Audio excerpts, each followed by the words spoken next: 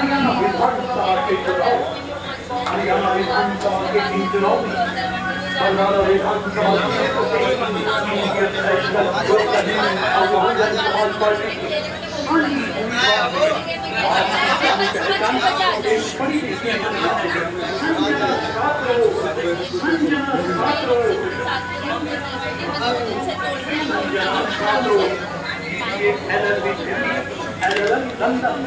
Party Sanjana छात्रों को अपना वोट और सहयोग देकर विजयी बनाई, जिनका चुनाव निशान चश्मा चश्मा चश्मा। इंडियन नेशनल लोकदल का चश्मा, चश्मे का बटन दबाना, जनता की सेवा और विकास के लिए प्रतिबद्ध संजना छात्रों को कामयाबी होगी। संजना छात्रों जो पढ़ी लिखी है, नौजवान है, जागरूक है, युवा देशभक्त और प्रतिभाशाली उम्मीदवार है। चश्मा चश्मा चश्मा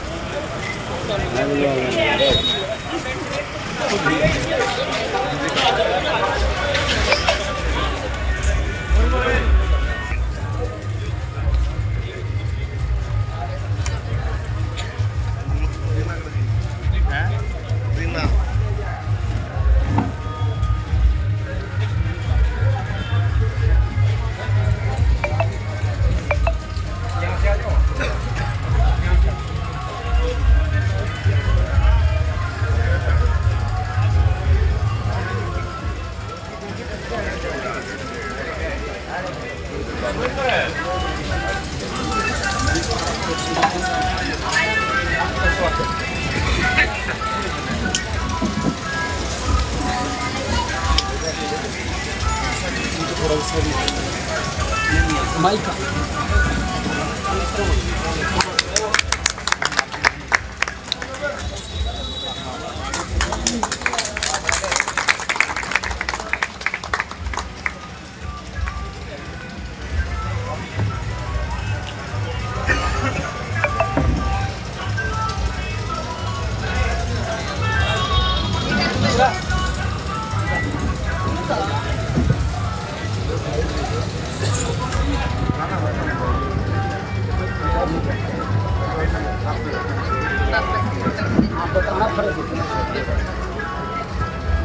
इधर उपस्थित सभी बड़े बुजुर्गों को, युवा साथियों को, मेरी माताओं को, बहनों को, छोटे बच्चों को मेरी राम राम।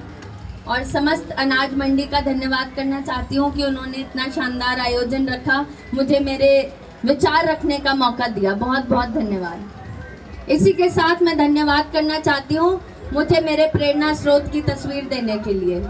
अगर किसी ने कोई प्रेरणा दे सकता है कि कैसा लीडर होना चाहिए, कैसा नेता होना चाहिए, तो वो जननायक ताऊ देवीलाल जी हैं। और ऐसा मैं क्यों कह रही हूँ? क्योंकि उन्होंने कभी भी राजनीतिक लालच नहीं रखा।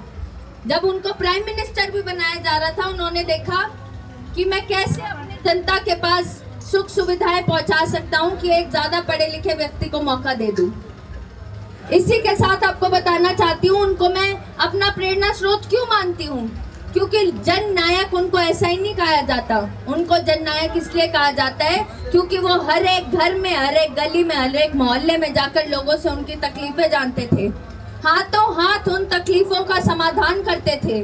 और अगर वो राजनीति में आए थे तो वो देशभक्ति के भाव से आए थे, ना कि किसी राजनीतिक लालच से या लोगों का शोषण करने के लिए।